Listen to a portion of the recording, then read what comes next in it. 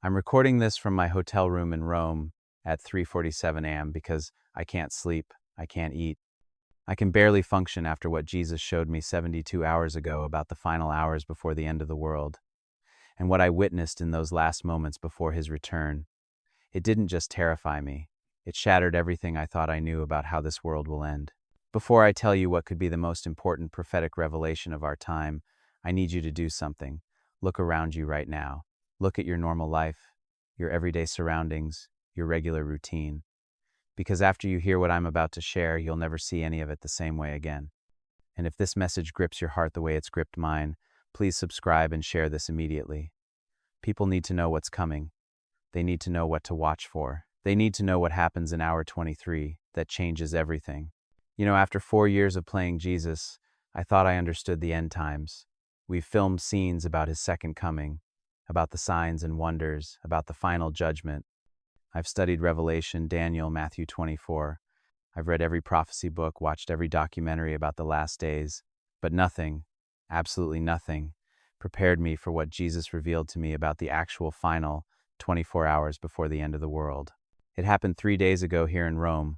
We were filming some final promotional content for The Chosen at the Vatican. The irony of what happened next still gives me chills. Here I was, in the heart of religious tradition, about to receive the most radical prophetic vision of my life. I was alone in my hotel room at the Hotel de Russi, just off the Piazza del Popolo. It was around midnight, and I couldn't sleep. The weight of finishing the series, of saying goodbye to this role that had changed my life, was keeping me awake.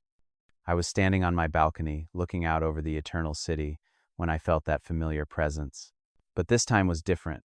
The air itself seemed to vibrate with urgency, with an almost electric intensity that made my skin crawl. The temperature dropped at least 10 degrees in seconds, and every light in the city seemed to flicker simultaneously. Jonathan. I turned, and there he was, Jesus. But he looked different. There was something in his eyes I'd never seen before, a mixture of love and sorrow so profound it took my breath away, but also something else. Something that looked almost like fear. Lord, I whispered, my voice shaking. What's wrong?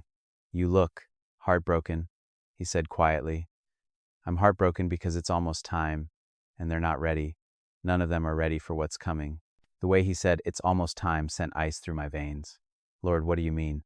He walked to the edge of the balcony and looked out over Rome, this city that had seen the rise and fall of empires, that had witnessed 2,000 years of Christian history, that would soon witness something far more significant.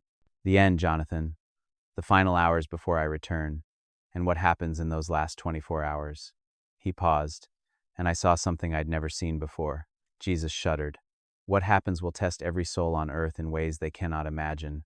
My heart was racing. Lord, are you saying the end is soon? I'm saying I want to show you what those final hours will look like, he said, turning to face me.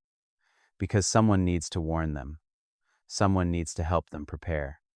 Someone needs to tell them about the choice they'll face in hour 17 that will determine not just their eternity but their sanity.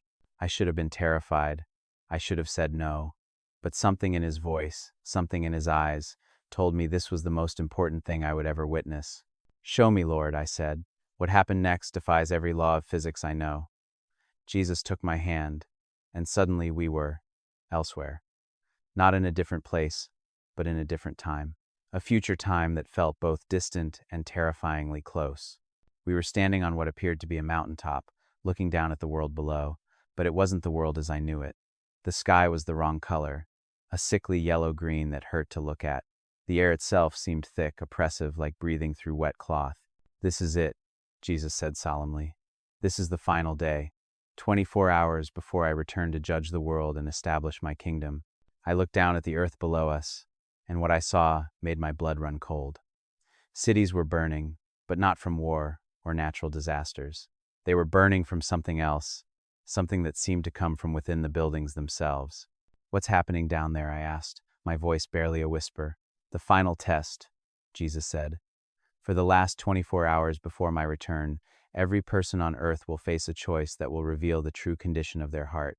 And what you're seeing is the result of that choice. He gestured toward the burning cities. In hour 1, it begins with what looks like a technological breakthrough. Every screen on Earth, every phone, every computer, every television, every digital billboard, every demo will simultaneously display the same message. What message? Jesus' expression grew grave. An offer. An offer that will seem like the answer to every human problem, the solution to every crisis, the fulfillment of every dream. But it will come with a price that most people won't understand until it's too late. I watched in horror as the scene below us shifted, and I could see into homes, offices, schools around the world. Every person was staring at their screens with a mixture of wonder and hunger that made my stomach turn. What are they seeing? I asked. They're seeing perfection, Jesus said sadly. Perfect health, perfect wealth, perfect relationships, perfect happiness, all available instantly, all guaranteed forever. All they have to do is accept the offer. But what's the catch? Jesus looked at me with eyes full of infinite sorrow. The catch is that to receive this perfection, they have to surrender something. Something they don't think matters, something they've been told is just a social construct, something the world has convinced them is outdated and irrelevant. What? Their soul, he whispered. Not in the dramatic, obvious way you might expect. It's presented as surrendering their individual consciousness to become part of a collective perfection. It's marketed as evolution, as transcendence, as the next step in human development. I watched as person after person around the world stared at their screens, and I could see the hunger in their eyes growing stronger. And they're going to accept it? Most of them, Jesus said, his voice breaking, because they've spent so long believing that this life is all there is, that material comfort is the highest good, that individual consciousness is just a chemical accident. They see no value in what they're being asked to surrender. But then I noticed something that gave me a flicker of hope. Not everyone was staring at the screens with hunger. Some people were backing away, their faces filled with horror and recognition. Who are they? I asked, pointing to those who were rejecting the offer. Those are my people, Jesus said. And for the first time since this vision began, he smiled. Those are the ones who understand that their soul is worth more than all the treasures of the world.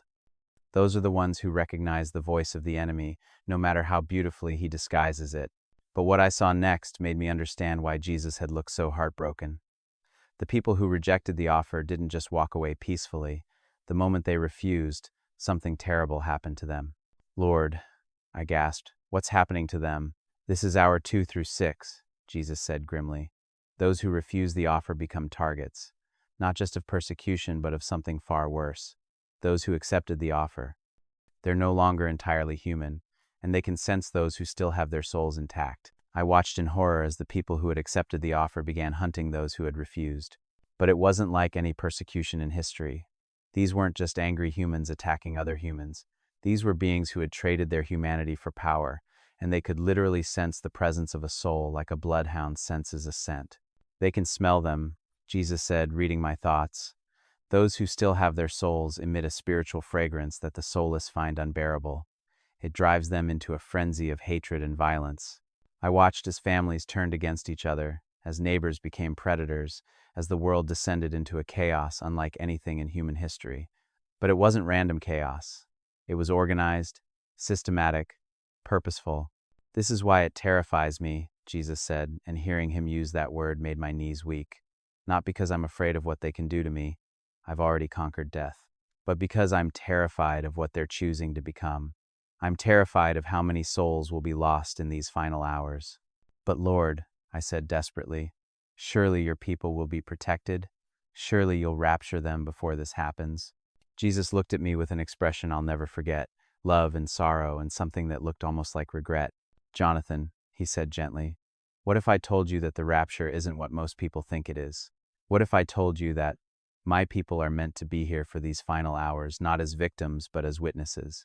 What if I told you that what happens in hour 17 will require their presence on earth? My mind was reeling. Everything I'd been taught about the end times was being turned upside down. What happens in hour 17? That's when the real test begins, Jesus said. That's when those who kept their souls will face a choice that makes the first offer look simple. That's when they'll discover what they're really made of. He gestured toward the chaos below us. What you're seeing now, the persecution, the hunting, the violence, this is just the preparation. This is just separating the wheat from the chaff. Hour 17 is when the wheat itself gets tested. Tested how? Jesus was quiet for a long moment, and when he spoke, his voice was barely audible. They'll be offered a way out, a way to save not just themselves, but everyone they love. All they have to do is deny me. Just once. Just publicly. just to stop the suffering. I felt like I was going to be sick. And if they don't, then they'll watch everyone they love die, Jesus said, tears streaming down his face. They'll watch their children tortured. They'll watch their spouses murdered. They'll watch their parents executed, and they'll know that one word from them, one simple denial, could stop it all. Lord, I whispered, that's impossible. No one could endure that. Some will, he said firmly. Some will choose me, even when it costs them everything. Some will understand that their temporary suffering is nothing compared to eternal separation from love itself. Some will trust that I can resurrect what death takes away. And the others? Jesus closed his eyes, and I saw a tear fall. The others will break. They'll deny me to save their loved ones. And in that moment of denial, they'll lose their souls, just as surely as if they had accepted the first offer. I was beginning to understand the full horror of what I was witnessing. So the final hours aren't just about separating believers from unbelievers. They're about testing the believers to see who really believes. Yes, Jesus said sadly, because it's easy to say you believe when belief costs you nothing. It's easy to claim you love me when loving me brings you comfort and community and purpose. But when loving me costs you everything, that's when you discover what's really in your heart. But then I saw something that confused me. In the midst of all this chaos and testing and horror, there were pockets of light. Literally, there were places on earth that seemed to glow with a soft, warm radiance that pushed back the sickly yellow-green of the sky. What are those lights? I asked. Jesus smiled, and it was like the sun breaking through storm clouds. Those are my remnant. Those are the ones who are passing the test. And what's happening in those places of light, that's what will make the terror of these final hours worth it. What's happening there? Miracles, Jesus said simply. Not just healings and provisions, though there are plenty of those, but miracles of transformation. People who have spent their entire lives as enemies becoming family, addicts being instantly freed from their bondage, the proud becoming humble, the hateful becoming loving, the fearful becoming bold. I watched in amazement as the pockets of light seemed to pulse and grow, drawing people from the surrounding darkness like moths to a flame. This is the harvest, Jesus explained. This is why my people have to be here for these final hours. In the midst of the greatest darkness in human history, they become the brightest lights the world has ever seen. And people who would never have listened to the gospel in normal times become desperate enough to hear it. So the persecution, the testing, the horror, it's all to create this harvest? It's all to reveal what was always true, Jesus corrected gently. The persecution reveals who really loves me. The testing reveals who really trusts me. The horror reveals who really believes that I am worth more than this temporary life. And the harvest reveals that even in the darkest hour, love wins. But then the scene shifted again, and I saw something that made me understand why Jesus had said this vision would terrify me. We were now looking at hour 23, just 1 hour before his return. And what I saw happening to both the faithful and the faithless in that final hour changed everything I thought I knew about the end of the world. What I witnessed in hour 23 shattered every preconception I had about how the world would end. As we watched the final 60 minutes before Christ's return, the scene below us transformed in ways that defied all logic, all physics, all understanding of reality itself. This is the hour that will test even the elect, Jesus said, his voice heavy with an emotion I couldn't identify. This is when the enemy plays his final card, and it's so convincing, so perfect, so seemingly divine, that even my chosen ones will question everything they believe. I watched as the chaos and persecution that had defined the previous 23 hours suddenly stopped. Just stopped. The hunting ceased, the violence ended, the screaming fell silent. An eerie peace descended over the entire world. What's happening? I whispered. Watch, Jesus said grimly. Suddenly, every screen on earth lit up again. But this time, instead of the offer that had started this nightmare, something else appeared. Someone else appeared. It was Jesus. Or at least, it looked exactly like Jesus. It moved like him, spoke like him, radiated the same love and authority I had come to know. But standing next to the real Jesus, I could sense something fundamentally wrong with this image, something that made my soul recoil even as my eyes were drawn to it. My beloved children, the figure on the screen said, and its voice was so perfectly like Jesus's voice that I actually turned to look at the real Jesus beside me to make sure he wasn't speaking. I have come to end your suffering. I have come to bring peace to this world. I have come to establish my kingdom on earth. Around the world, I watched as people fell to their knees in worship. Not just the soulless ones who had accepted the first offer, but many of those who had refused it. Many of those who had endured 23 hours of persecution and testing. Many of those who had been in the pockets of light. No, I breathed. No, they can't be fooled by this. They've been so faithful, so strong. This is why this hour terrifies me, Jesus said, and his voice was filled with anguish. Because this deception isn't aimed at the weak or the faithless. It's aimed specifically at my most devoted followers. It's designed to fool the very elect. I watched as the false Jesus on the screens began performing miracles, healing the sick, raising the dead, feeding the hungry. But these weren't just illusions or tricks. These were real miracles, with real power, producing real results. How is this possible? I asked, my voice shaking. Because the enemy has been given permission to use my own power against my people, Jesus said, tears streaming down his face. For this 1 hour, Satan is allowed to perform genuine miracles, to speak genuine truth, to offer genuine peace. Everything he does will be real, except for one thing. What? His identity, Jesus said simply. He can do everything I can do, say everything I would say, offer everything I would offer, but he cannot be me. And the only way my people will know the difference is if they know me intimately enough to recognize that something is missing. I watched in horror as more and more of the faithful began bowing to the screens, accepting this false Jesus as their returning Lord. Even some who had been in the brightest pockets of light, even some who had endured the worst persecution, even some who had passed every previous test. But Lord, I said desperately, how can they be expected to tell the difference? If he can do everything you can do. Because love cannot be perfectly counterfeited, Jesus said firmly. Satan can mimic my power, my words, my actions, even my appearance, but he cannot truly love. And those who know me intimately, those who have spent time in my presence, those who have learned to recognize the sound of my voice, they will sense that something is missing. As he spoke, I began to notice that not everyone was bowing. Scattered around the world, I could see individuals and small groups who were backing away from the screens, their faces filled with horror and recognition. There, Jesus said, pointing to them with something that looked like pride. Those are my true bride. Those are the ones who know me so well that they can sense the absence of genuine love, even when everything else appears perfect. I watched one woman in particular, an elderly lady, who had clearly endured terrible persecution. She was staring at the screen where the false Jesus was performing miracle after miracle, offering peace and comfort and an end to all suffering. Tears were streaming down her face, and I could see the desperate longing in her eyes. She wants to believe it's really you, I said. Of course she does, Jesus replied. She's suffered more in the last 23 hours than most people suffer in a lifetime. She's watched her family die, her friends tortured, her world destroyed. She wants nothing more than for this nightmare to end. So why isn't she bowing? Jesus smiled through his tears. Because she spent 40 years in prayer. Because she knows the sound of my voice. Because when she looks at that screen, she doesn't feel the love she's experienced in my presence for decades. She sees the miracles, she hears the words, she recognizes the appearance, but she doesn't feel me. But then I watched as the false Jesus on the screen seemed to look directly at this woman, as if he could see her through the screen. My daughter, he said, and his voice was filled with what sounded like perfect compassion.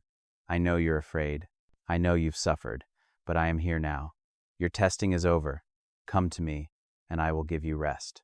The woman's resolve began to waver. I could see the exhaustion, the pain, the desperate need for this nightmare to end warring with her spiritual discernment. This is the moment, Jesus said quietly. This is when the final separation occurs.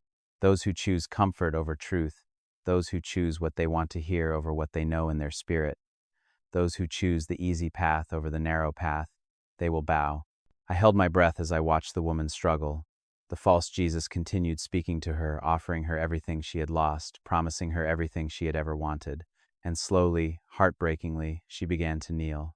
No, I whispered. She was so close, she almost made it. But just as her knees were about to touch the ground, she stopped. She looked up at the screen one more time, and I saw something change in her eyes. I don't feel your love, she said quietly. You look like him, you sound like him, you act like him, but I don't feel his love. And she stood up and walked away from the screen. The moment she did, something terrible happened. The false Jesus on the screen transformed, his face contorting with rage, his voice becoming a shriek of fury. Then you will die, he screamed. You will die in agony, and everyone you ever loved will die with you. But the woman just smiled. "I've already died," she said peacefully. "I died to myself 40 years ago when I gave my life to the real Jesus. You can kill my body, but you cannot touch my soul. This," Jesus said, his voice filled with love and pride, "is what the final hour is really about. It's not about surviving persecution or enduring suffering or even performing miracles. It's about knowing me so intimately that you can recognize my absence even when everything else seems present." I watched as similar scenes played out around the world. Some of the faithful, exhausted by 23 hours of testing, chose the comfort of the false Jesus over the uncertainty of continued suffering. But others, those who had cultivated deep intimacy with the real Jesus over years and decades, recognized the counterfeit and refused to bow. "How many will pass this final test?" I asked. Jesus was quiet for a long moment. "Few," he said finally. "Fewer than I wish, more than the enemy hopes." But then, something incredible happened. As the false Jesus on the screens continued to rage and threaten, as his true nature became more and more apparent, some of those who had initially bowed began to stand up again. "They're changing their minds," I said in amazement. "The enemy's greatest weakness," Jesus said with a smile, "is that he cannot maintain the deception indefinitely. His hatred, his pride, his lust for power, and they always eventually show through. And when they do, even some who were initially deceived will recognize the truth." I watched as more and more people began backing away from the screens, as the false Jesus's mask continued to slip, as his promises of peace gave way to threats of violence. "But what about those who don't change their minds?" I asked. "What about those who continue to worship him even after his true nature is revealed?" Jesus's expression grew grave. "Those are the ones who have chosen deception over truth so many times that they can no longer recognize the difference. Those are the ones who love darkness more than light. Those are the ones who will be with him when I return." "Which brings us to hour 24, he continued, and suddenly the scene around us began to change again.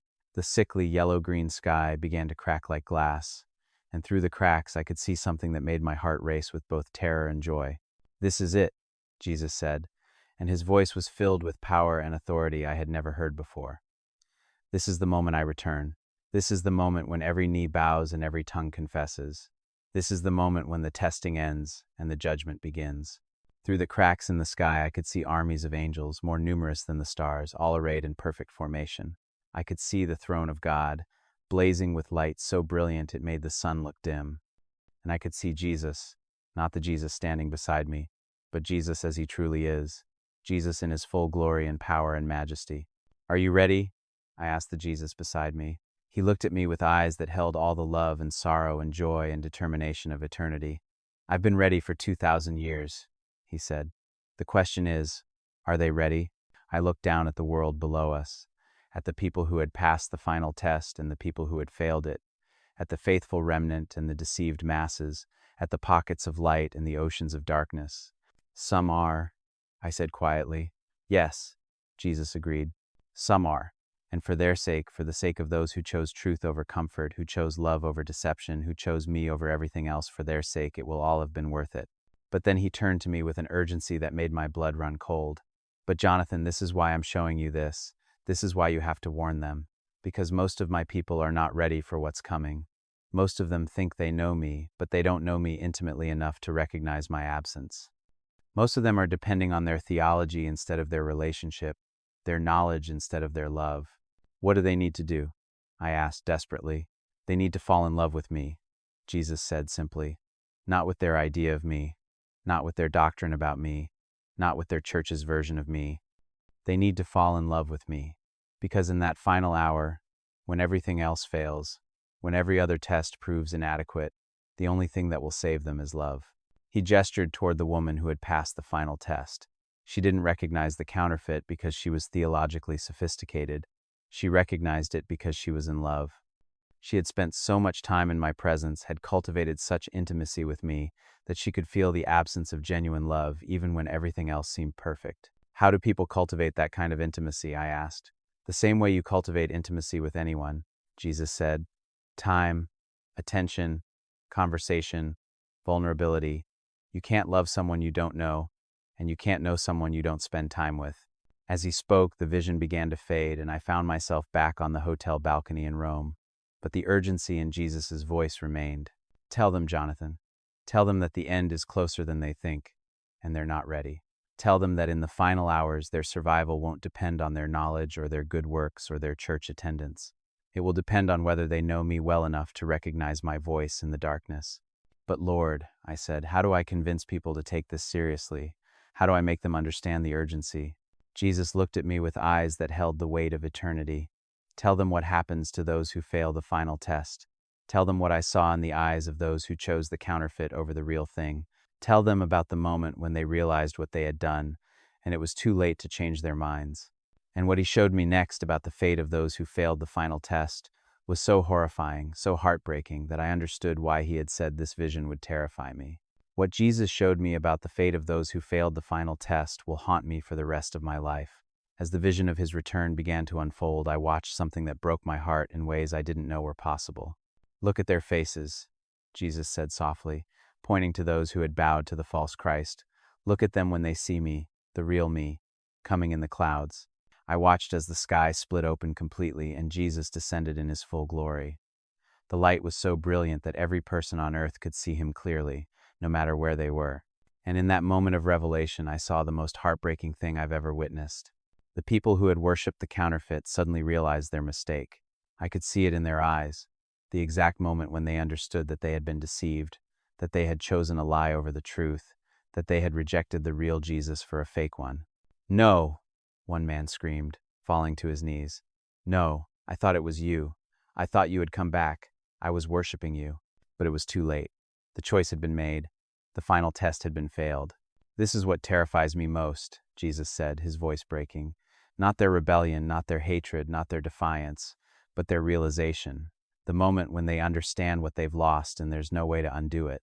I watched as millions of people who had genuinely believed they were worshiping Jesus discovered they had been worshiping his enemy.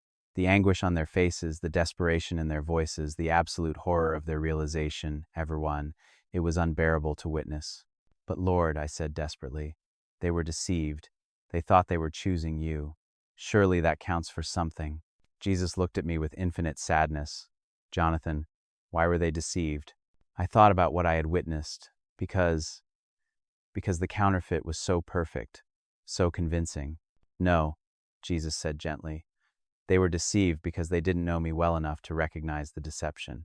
They were deceived because they had spent years believing in me without actually knowing me. They were deceived because they had substituted religious activity for intimate relationship." The weight of this truth hit me like a physical blow. So it wasn't enough to believe in you.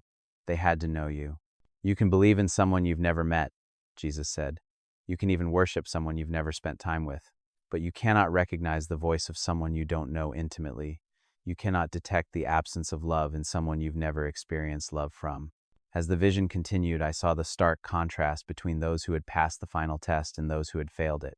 The ones who had recognized the counterfeit were filled with joy even in the midst of their suffering. They were running toward the descending Jesus with faces radiant with love and anticipation. But those who had been deceived were backing away in terror, not because they didn't want Jesus, but because they realized they had never really known him. I went to church every Sunday. One woman was crying. I read my Bible, I prayed, I served in ministry. How could I not recognize you? "Because," Jesus said sadly, "she did all those things about me, but she never did them with me. She studied me like a subject instead of knowing me like a person. She served me like a duty instead of loving me like a friend." Suddenly, we were back in my hotel room in Rome. The vision was over, but the weight of what I had seen was crushing. I fell into a chair, my hands shaking, my mind reeling from the implications of what I had witnessed. "Lord," I whispered, "how do I tell people this? How do I warn them without terrifying them? How do I help them understand the urgency without causing panic?" Jesus sat across from me, and his presence filled the room with both comfort and urgency. "You tell them the truth, Jonathan. You tell them that the end is coming, and when it does, their survival will depend not on what they know about me, but on how well they know me personally." "But how do people develop that kind of intimacy with you?" I asked desperately. "How do they move from knowing about you to actually knowing you?" Jesus smiled, and it was like sunrise after the darkest night. "The same way you've gotten to know me over these past 4 years. Not by studying scripts about me, but by spending time with me. Not by learning facts about me, but by talking with me. Not by performing for me, but by being vulnerable with me." He leaned forward, his eyes intense with love and urgency. "Tell them to stop trying to impress me and start trying to know me. Tell them to stop performing for me and start talking to me. Tell them to stop studying about me and start spending time with me. What does that look like practically? I asked. It looks like prayer that's conversation instead of monologue, Jesus said. It looks like reading my word to hear my voice, not just to gain knowledge. It looks like worship that's about intimacy, not performance. It looks like service that flows from love, not duty. He stood up and walked to the window, looking out over Rome. Jonathan, in that final hour, when the greatest deception in human history is unleashed, the only thing that will save my people is love. Not theological knowledge, not biblical literacy, not church attendance, not good works. Love, intimate, personal, experiential love. How much time do we have? I asked, though I wasn't sure I wanted to know the answer. Jesus turned back to me, and his expression was grave. The signs are already beginning. The technology that will make the final deception possible already exists. The spiritual conditions that will make people susceptible to that deception are already in place. The separation between those who know me intimately and those who only know about me is already happening. My heart was racing. Are you saying it could happen soon? In our lifetime? I'm saying, Jesus replied carefully, that every generation should live as if it could happen in their lifetime. But yes, the convergence of signs, technology, and spiritual conditions suggests that this generation may be the one that faces these final hours. The weight of responsibility was overwhelming. Lord, I'm just an actor. I'm not a prophet or a preacher or a theologian. Who's going to listen to me about something this important? Jesus looked at me with eyes full of love and confidence. Jonathan, for 4 years you've portrayed me on screen. Millions of people have seen my love through your performance. They've connected with me through your portrayal. They trust you to represent me accurately. That's why I chose you to deliver this message. He placed his hand on my shoulder, and I felt his love and strength flow through me. Besides, this message isn't about your authority or credentials. It's about truth, and truth has its own power to convince those who are ready to hear it. What if people think I'm crazy? What if they say I'm just trying to get attention or sell something? Some will, Jesus said honestly. But others will recognize the truth in what you're saying because my spirit will confirm it in their hearts, and those are the ones this message is really for. He walked back to where I was sitting and knelt down in front of me, taking my hands in his. Jonathan, I need you to understand something. The people who will pass the final test, the ones who will recognize the counterfeit because they know me intimately, they're not necessarily the ones you'd expect. What do you mean? Some of them are sitting in churches right now, but they're hungry for more than religious routine. Some of them have never been to church, but they're seeking truth with all their hearts. Some of them are pastors who are tired of preaching about me without really knowing me. Some of them are atheists who are about to discover that what they rejected wasn't me at all, but a counterfeit version of me. This gave me hope. So this message isn't just for Christians? This message is for everyone who wants to know the truth about what's coming, Jesus said firmly. Because in those final hours, denominational labels won't matter. Church membership won't matter. Religious pedigree won't matter. The only thing that will matter is whether someone knows my voice well enough to recognize it in the darkness. He stood up, and I knew our time was ending. Tell them, Jonathan. Tell them that the final hours are coming, and they need to prepare. Not by stockpiling food or building bunkers or studying prophecy charts. They need to prepare by falling in love with me. How do I help them do that? Teach them to pray like they're talking to a friend, not reciting to a distant deity. Teach them to read my word like they're reading love letters, not studying textbooks. Teach them to worship like they're spending time with someone they adore, not performing for someone they're trying to impress. As Jesus began to fade, his final words burned into my heart. Tell them that in the final hour when everything else fails, love will be enough. But only if it's real love, intimate love, personal love.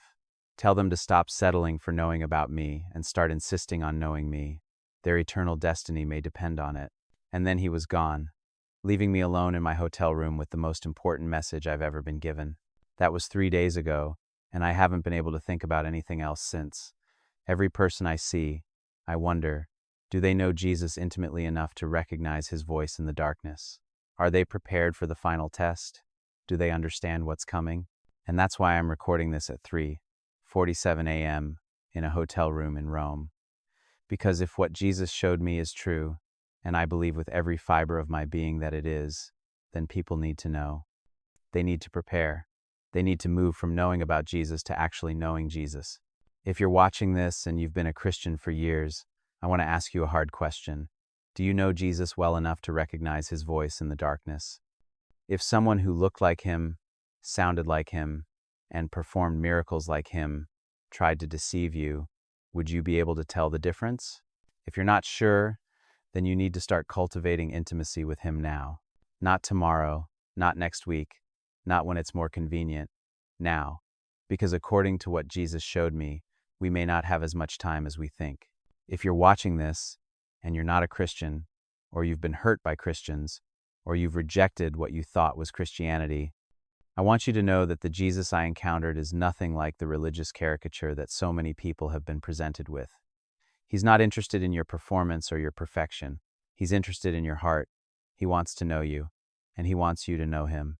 If you're watching this and you're scared by what I've shared, good, you should be scared. But don't let fear paralyze you, let it motivate you. Let it drive you to seek the kind of intimate relationship with Jesus that will prepare you for whatever is coming. Here's what I want you to do right now. I want you to pray, but not the kind of prayer you might be used to. I want you to talk to Jesus like he's sitting right there with you, because he island. Tell him you want to know him, not just know about him. Tell him you want the kind of relationship that will help you recognize his voice in any circumstance. Jesus, I don't want to be deceived in the final hours. I don't want to mistake a counterfeit for the real thing. I want to know you so well that I could recognize your voice in the darkest night. Teach me to love you, not just believe in you. Teach me to know you, not just know about you. Help me to cultivate the kind of intimacy with you that will prepare me for whatever is coming. Amen. If you prayed that prayer, you've just taken the first step toward the kind of relationship that will sustain you through the final hours. But don't stop there. Start spending time with Jesus every day.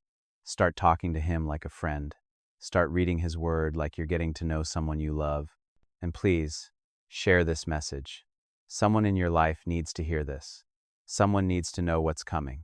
Someone needs to understand that their eternal destiny may depend on how well they know Jesus. The final hours are coming. The ultimate test is approaching. The greatest deception in human history is being prepared. But love will be enough. If it's real, intimate, personal love. Are you ready? Do you know him well enough? The time to prepare is now. I love you all.